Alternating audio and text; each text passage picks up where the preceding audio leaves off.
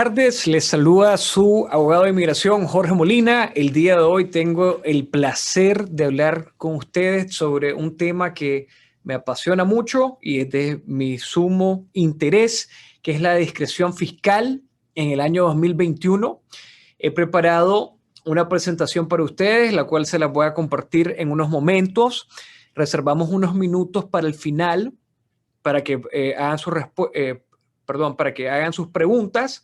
Yo también ya tengo algunas preguntas que me han hecho en el transcurso de la semana en preparación a esta presentación. Les recuerdo, ¿verdad?, que la información que les estamos brindando el día de hoy está basada en información que tenemos hasta el día de hoy, ¿verdad? Esto es sujeto a cambios y lo más probable es que tengamos más información en los meses y años que vienen. Entonces, pero hasta el día de hoy todo esto es completo y correcto. Entonces, aquí, permítanme un segundo, vamos a compartir pantalla.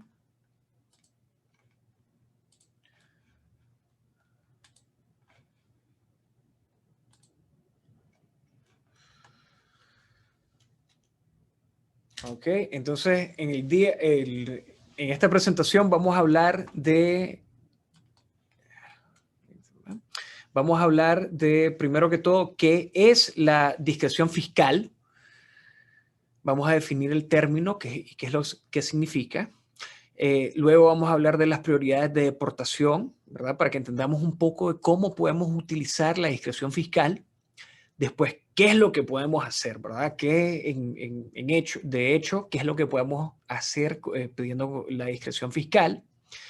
Vamos a hablar también de cómo se pide, cuáles son los factores que influyen en las decisiones de otorgar o no una discreción fiscal. Y vamos a cerrar con el tema de los cierres administrativos. El día de ayer recibimos la buena noticia de que tenemos una nueva decisión respecto a cierres administrativos en el caso de Cruz Valdés. Más detalles al respecto. Entonces esa ha sido una de las mejores noticias que hemos recibido en este mes y la esperábamos desde el inicio de la administración del presidente Biden. Entonces vamos a hablar aquí de forma preliminar. Este es el secretario Mayorkas. Él es el secretario del Departamento de Seguridad Nacional y es el encargado de ICE y de los abogados del gobierno, que son los fiscales en busca de deportaciones, ¿verdad? Entonces este es el jefe, por eso pusimos estas fotos, pero en sí, ¿qué es la discreción fiscal? La discreción fiscal es cuando una agencia de la ley ejerce su juicio a su criterio y determina cómo o si va a aplicar o no aplicar la ley en contra de una persona. Entonces, por ejemplo, podemos pensar como un policía, ¿verdad?, que mira a alguien cometer una infracción, digamos, mira a un niño botar una paleta o una basurita. El policía decide no arrestar al niño o ponerle una multa, ¿verdad? Entonces, ahí ejerce el policía su discreción fiscal como ente de la ley de no aplicar la ley a esa persona bajo esas circunstancias. Entonces, similarmente, las agencias gubernamentales tienen discreción de cómo van a aplicar la ley. Y por eso es que estamos hablando de este tema el día de hoy. Importante, ¿verdad?, recalcar que el cambio drástico que hemos tenido con esta administración versus la pasada. Entonces, vemos que regresamos al espíritu del juego limpio y a la esencia y que lo que estamos buscando es que se haga justicia en los procedimientos de deportación y no solamente buscar una deportación a toda costa. Entonces, aquí para resumir, ¿verdad? Aquí un pequeño recorte del memorándum dirigiendo la implementación de la discreción fiscal con la Fiscalía de ICE. Las obligaciones de la aplicación de la ley y de inmigración no consisten solamente en iniciar procesos de deportación y dirigir procesos que lleven a órdenes de deportación a toda costa, sino, como se ha dicho anteriormente, que el gobierno gana cuando se hace justicia. Entonces, no solo tenemos una nueva política de discreción fiscal, sino que tenemos un cambio de política, de actitud y de valores en este ente gubernamental. Para hablar más sobre la discreción fiscal, tenemos que entender cuáles son las prioridades de deportación y de interponer causas en contra, ¿verdad?, de extranjeros en Estados Unidos, ¿verdad? Entonces son tres prioridades básicamente. Entonces, primero, aquellos individuos que presenten una amenaza a la seguridad nacional de Estados Unidos. Entonces, aquí piensen en gente que está involucrada en terrorismo, espionaje, o que de alguna u otra forma amenazan la seguridad nacional de los Estados Unidos. Entonces, casos que se me vienen a la mente, por ejemplo, es el caso de extranjeros que trabajan para universidades, que tienen contratos con proyectos gubernamentales, que posiblemente manejen información sensible, gubernamental o secretos de Estado. Y si violan esos secretos o los regalan o los venden, pues es una amenaza a la seguridad nacional. Pero generalmente personas que están involucradas en terrorismo o espionaje, que terrorismo, la foto que hemos presentado aquí es Al-Qaeda, ¿verdad? Y estas son las bandas, ¿verdad? Que pensamos con eso, ¿verdad? De amenazas a la seguridad nacional. Segundo grupo, la seguridad de fronteras. Entonces aquí estamos hablando de todos aquellos no ciudadanos que hayan sido atrapados tratando de entrar a Estados Unidos ilícitamente después del 1 de noviembre del 2020. Aquí, importante, hay una fecha clara. Si las personas no estaban en Estados Unidos antes del 1 de noviembre del 2020, o ingresaron o los atraparon tratando de ingresar a Estados Unidos de forma ilícita en esa fecha o después, son prioridad para deportación. Tercer grupo, aquellas personas que presenten una amenaza a la seguridad pública. Entonces, primero, son aquellas personas que tienen una amenaza, una felonía agravada bajo la definición en el acta de inmigración. Entonces, por ejemplo, personas que hayan cometido homicidio, asaltos violentos, hayan cometido delitos violentos, hayan dañado niños, violencia doméstica severa, robos o fraudes de mayores a los $10,000. Todas esas son felonías agravadas y son prioridades para deportación. También cualquier persona que esté involucrada con pandillas, ¿verdad? Cualquier pandillero, ya sea que haya venido desde Centroamérica o México, ya siendo miembro de pandillas o se hayan incorporado aquí en Estados Unidos, son prioridades para deportación, o individuos que están involucrados con el crimen organizado y presenten una amenaza a la seguridad pública. Entonces aquí pues esa parte que decimos y que presenten una amenaza a la seguridad pública, aquí, esto es una forma de decir, bueno, si tienen algún crimen grave, ¿verdad? Pero se cometió hace mucho tiempo, o si fueron miembros de pandillas, pero ahora han sido rehabilitados y ya no lo son, y por el contrario están peleando contra ellas, pues se pueden considerar y se van a tomar en cuenta ciertos factores. Entonces, antes de que hablemos de esos, de qué es lo que podemos hacer con la discreción fiscal, hablemos un poco de los factores que se consideran en dar las decisiones de otorgar discreción fiscal. Entonces, se consideran muchos factores. Les voy a compartir una lista, pero esta no es una lista completa, no son las únicas características o factores que el gobierno puede considerar o que el correspondiente puede o tiene que presentar.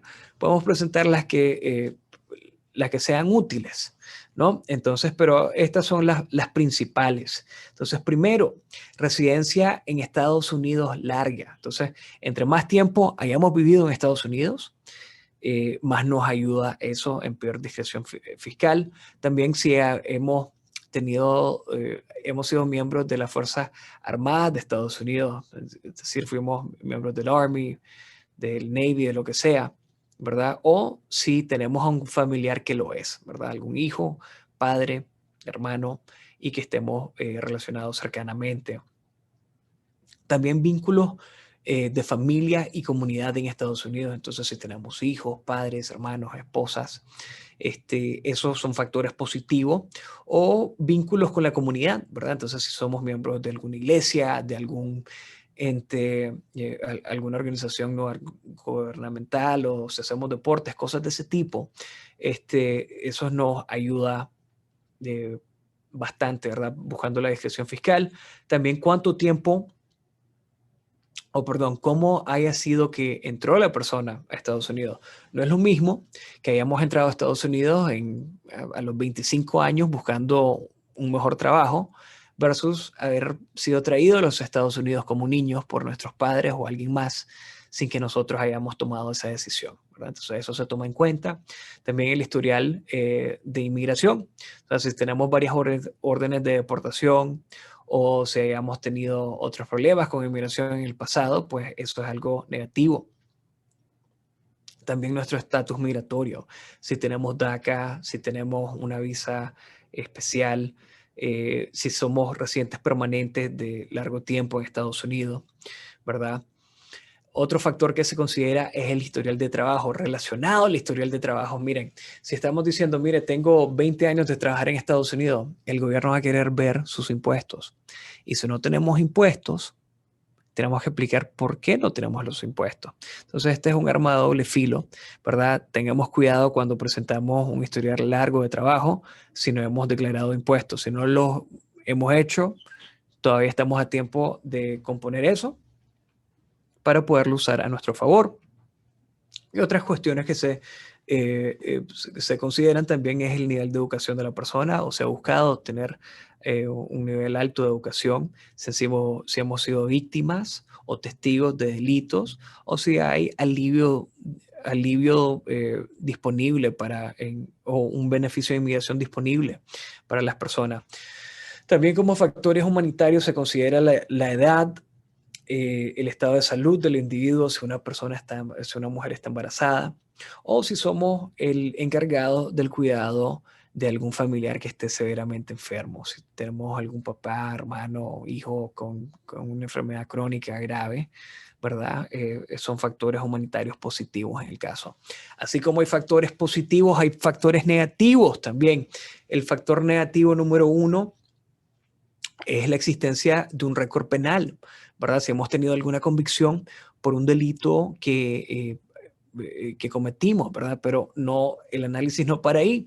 Tenemos que ver si fue un error que cometimos hace mucho tiempo o si han sido una serie de delitos que muestran que tenemos una tendencia a cometer otros delitos. También se considera qué tan grave ha sido el delito que tiene en su récord, ¿verdad? No es lo mismo manejar sin licencia en un estado que no podemos sacar licencia, haber cometido una felonía agravada o haber tratado de vender narcóticos. No es lo mismo, entonces tenemos que analizar eso. Entonces, esos son algunos de los factores que se consideran en el análisis de discreción fiscal. Pero la pregunta es, bueno, tengo los factores positivos, tengo un historial largo en Estados Unidos, estoy casado con ciudadanos americanos, mis hijos son ciudadanos americanos, ¿cómo me puede ayudar esto a mí? Bueno, podemos hacer muchas cosas. Primero que todo, podemos pedir que no interpongan una notificación de comparecencia, el famoso NTA. Y de hecho aquí les quiero hacer un paréntesis, les comento que la foto que compartimos con ustedes aquí es de un Notice to Appear.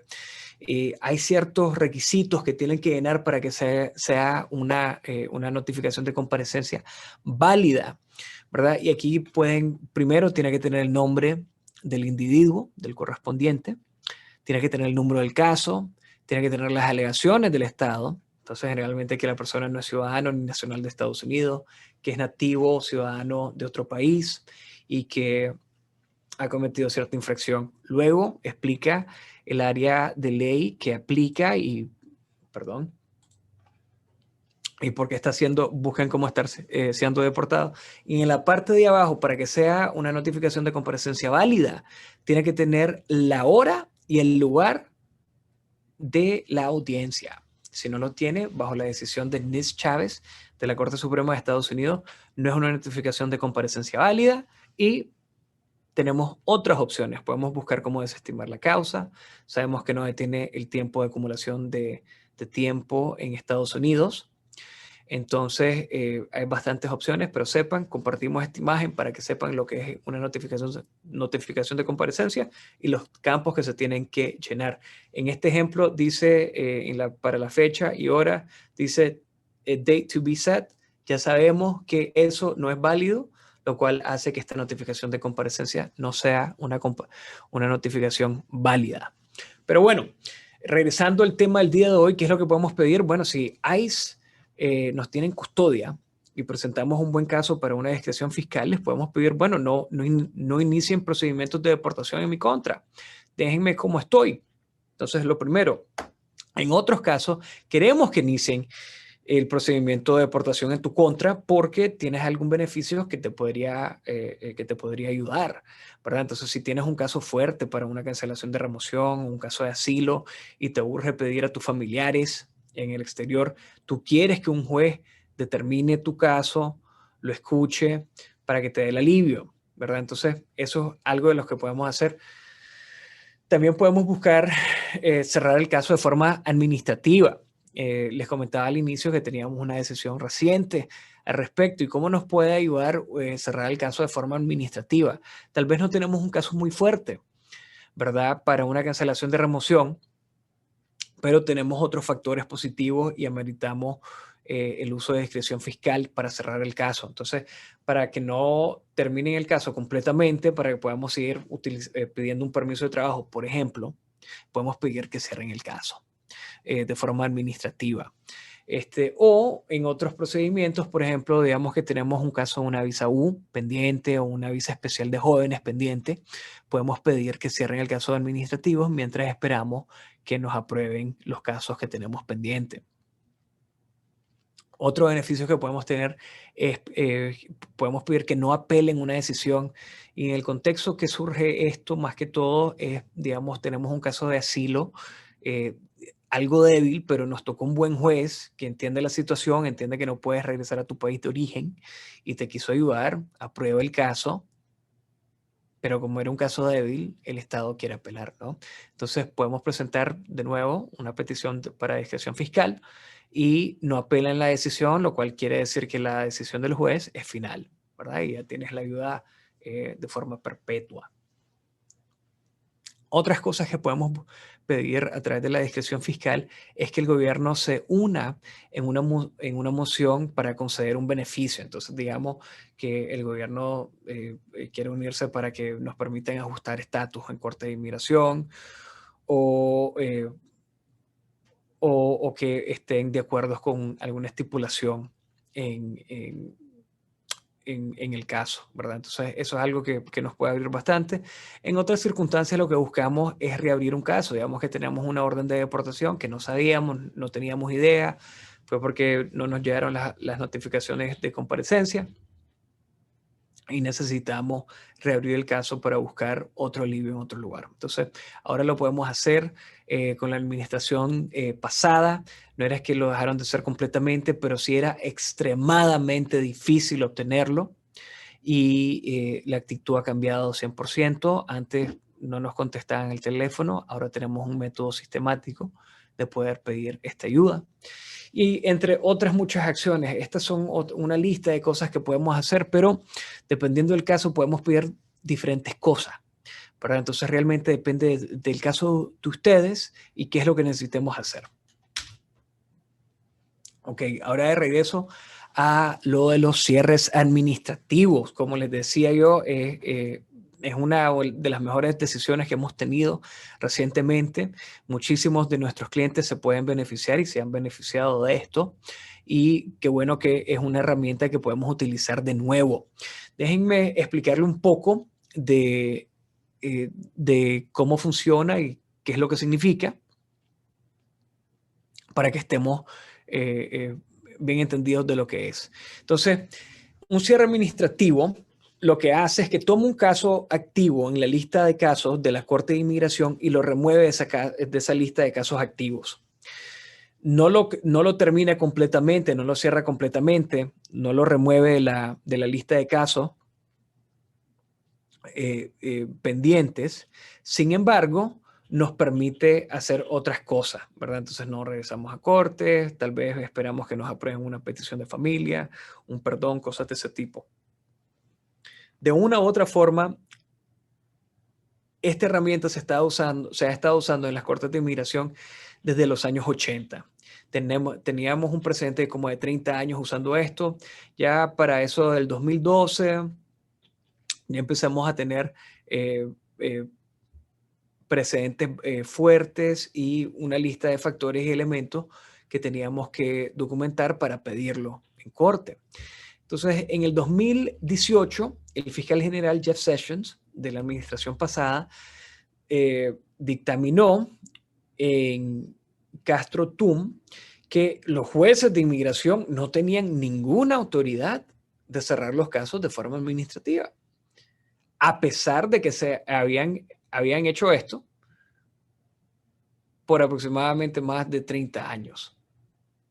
Entonces, es una decisión del 2018, echó todo patas para arriba. Es una de las razones que también tenemos tantos casos pendientes en las cortes de inmigración. Entonces, vino el fiscal general, Garland, ayer y emitió el fallo en Cruz Valdez. Entonces, miren los hechos en Cruz Valdez. En Cruz Valdez, el señor Cruz le pide al juez de inmigración que cierre su caso de forma administrativa para que pueda mandar un perdón provisional, el I-601A waiver. Por eso es que pusimos esta foto aquí. Ese I-601A waiver lo que dictamina es que la única forma que una persona puede meter este perdón estando en corte de inmigración es si primero cierran el caso de forma administrativa. Entonces, ¿cuál es el contexto donde surge esto? Entonces, son personas que por una u otra razón terminan en corte de inmigración, pero no han cometido delitos serios o infracciones penales que lo hagan inadmisible. Es decir, que pueden arreglar sus papeles fácilmente yendo a una entrevista consular, ¿verdad? Entonces, en vez de esperar el perdón en el extranjero, lo podían mandar desde dentro de Estados Unidos. Pero ¿qué es lo que pasa? Con Castro Tum, esa posibilidad cierra. Y tenemos a personas que pueden completar el proceso consular a través de un esposo o esposa en Estados Unidos y solo ir un viaje rápido al extranjero y regresar como residente permanente. Y ahora son uno de los 1.3 millones de casos pendientes en cortes de inmigración. Entonces, aquí es donde viene Cruz Valdez y dictamina que no, señores, esta es una herramienta que pueden usar los jueces de inmigración, sobre todo en este contexto, en el contexto de los perdones provisionales. Y no solo eso, que nos anuncien que vienen regulaciones al respecto para aclarar que los jueces de inmigración tienen esta autoridad. Entonces, para responder la pregunta inicial, ¿cómo los puede beneficiar un cierre administrativo? Si tenemos un caso de una persona que está casada con un ciudadano o ciudadana americana o residente permanente, o que son hijos de ciudadanos o residentes permanentes de Estados Unidos, terminamos en los procedimientos de deportación por una u otra razón, pero somos elegibles para un perdón provisional, bueno, esto nos ayuda. Entonces, en vez de tener que comprobar que un estándar altísimo de cancelación de remoción, que está limitado solamente a 4,000 personas al año en todo el país, ahora podemos buscar un perdón provisional que el estándar es mucho más bajo de comprobar y no hay limitación numérica al año. Entonces, nos ayuda no solo a los correspondientes, ¿verdad? Los acusados en la Corte de Inmigración, sino que también el Estado, porque muchos casos que pueden ser solucionados de otra forma, ahora lo pueden ser en otro contexto. Ok, entonces aquí hemos llegado al final de la presentación. Vamos a responder algunas preguntas que ya teníamos pendientes esta semana. Vamos a dejar de compartir pantalla.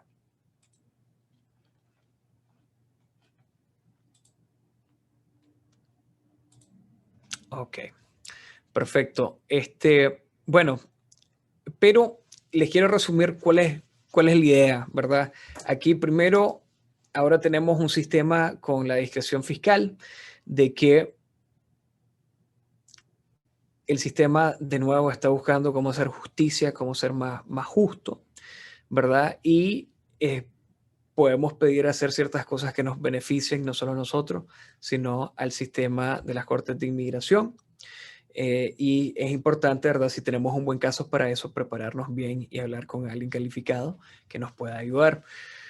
Pero definitivamente no solo es un cambio de un memorándum, ¿verdad? Sino que es un cambio de política, un cambio de actitud y es un sistema que busca ser un poco más justo, ¿verdad? Ese es el resumen. Pero bueno, vamos con preguntas. Si tienen alguna pregunta, los que nos están viendo actualmente, lo pueden hacer en vivo. Solo les pedimos que, bueno, acuérdense que tienen el micrófono en mudo actualmente, o también lo pueden ingresar la pregunta por el chat. Pero bueno, aquí tengo unas preguntas que dice, la discreción fiscal me podría beneficiar si tengo DACA. Claro que sí. De hecho, en el memorándum me identifica que si tenemos un estatus migratorio o otra protección, DACA no es un estatus migratorio, sino que es una protección, podemos buscar cómo cerrar el caso de forma administrativa. Entonces, claro que sí puede ayudar si tenemos DACA, y serían el típico caso que buscamos cómo cerrar porque tenemos DACA. Entonces, claro que ayuda. En otras circunstancias, otra pregunta. Mi caso fue denegado por la oficina de asilo, me dieron una notificación de comparecencia, pero nunca fue procesada en corte de inmigración. ¿Me podría ayudar la discreción fiscal? Claro, entonces esta es una de esas circunstancias a donde vamos a buscar que la fiscalía presente el caso con la Corte de Inmigración para poder ayudar a las personas que necesitan esta ayuda, ¿no? Entonces, en ese caso, de hecho, necesitamos que interpongan la notificación de comparecencia con la Corte para poder empezar los procedimientos. Entonces, aquí, de nuevo, la discreción fiscal nos podría ayudar.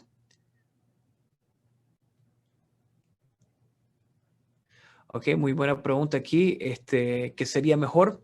¿Hacer ajuste de estatus en los Estados Unidos o obtener una visa a través de visa K1? Bueno, buena pregunta. Lo que pasa es que un ajuste de estatus se hace una vez que una persona esté dentro de Estados Unidos. ¿Verdad? Entonces, primero que todo, si la persona está en Estados Unidos, pues toca hacer el ajuste de estatus. Pero si la persona no tiene posibilidad de entrar a Estados Unidos, por ejemplo, no tiene visa o se venció la visa o está pronto a casarse y posiblemente le nieguen la visa porque está comprometido con un ciudadano americano, pues la única opción es la K1. Pero para realmente responder bien esa pregunta, depende de las circunstancias. Depende de las circunstancias y las metas de cada quien. ¿Qué es lo que quieren hacer? ¿Quieren venir, ya están en Estados Unidos y se quieren quedar? ¿O están tal vez visitando Estados Unidos, tienen que regresar a su país de origen, pero ya quieren regresar para casarse? Realmente depende de las circunstancias. Ok, vamos a darle unos momentos para ver si tenemos algunas otras preguntas.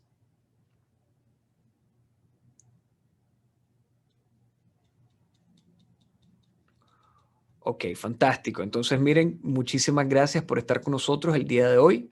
De nuevo, mi nombre es Jorge Molina. Ha sido un placer presentarles al respecto. Si tienen alguna pregunta, siempre nos pueden escribir al info@jmolinalawfirm.com o llamarnos a nuestro número de oficina al 469-708-5800. De nuevo, soy su abogado de inmigración, Jorge Molina, y hasta la próxima.